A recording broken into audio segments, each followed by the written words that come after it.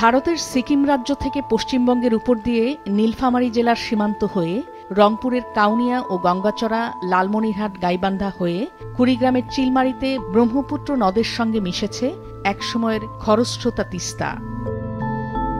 ১৯৯৮ সালে তিস্তার বাংলাদেশ সীমান্তে ডালিয়া ব্যারেজের ১০০ কিলোমিটার উজানে গজলডোবা বাঁধ নির্মাণ করে ভারত সরকার, আর এরপর থেকে তিস্তার নিয়ন্ত্রণ চলে যায় ভারতের হাতে। তিস্তার উজানে ভারতের অংশে, তিস্তার বুকে উজানে অসংখ্য জলবিদ্যুৎ প্রকল্প এবং ব্যারেজ নির্মাণ করে তিস্তার পানি একতরফা প্রত্যাহার করা হচ্ছে। ১৪ সালের পর থেকে শুকনাকালে কোনো তিস্তায় পানি আসে না। তিস্তা এখন মরা নদী।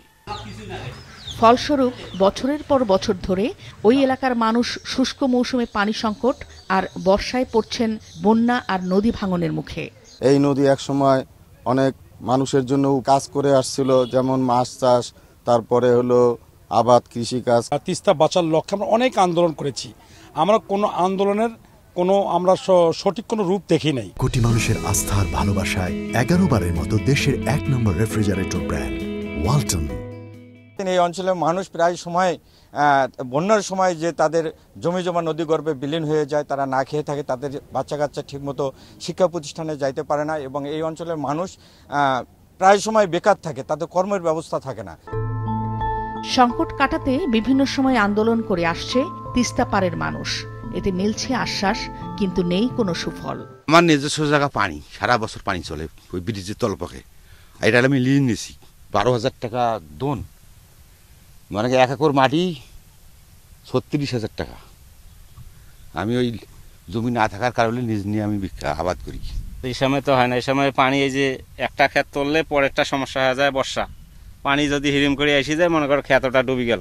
এটা খুরবে চায় খরে না, মাঝে মাঝে শুনি যে খরণ শুরু হইবে, কিন্তু শুরু হয় না। এই মানুষগুলোকে আরো কৃষিতে আরো সহায়তা প্রদান বা তাদের সেচের পানি নিশ্চয়তা প্রদানের জন্য আমাদের আসলে তিস্তার মহাপরিকল্পনা গ্রহণ করা বা মানে আসলে বড় পরিসরে পরিকল্পনা করে এর সাস্টেনেবল ম্যানেজমেন্ট করা দরকার। প্রায় ৩১৫ কিলোমিটার দৈর্ঘ্যের তিস্তা নদীটির বাংলাদেশ অংশে রয়েছে প্রায় ১২৫ কিলোমিটার। নাদিয়া আফরিন, মাছরাঙা নিউজ ডেস্ক।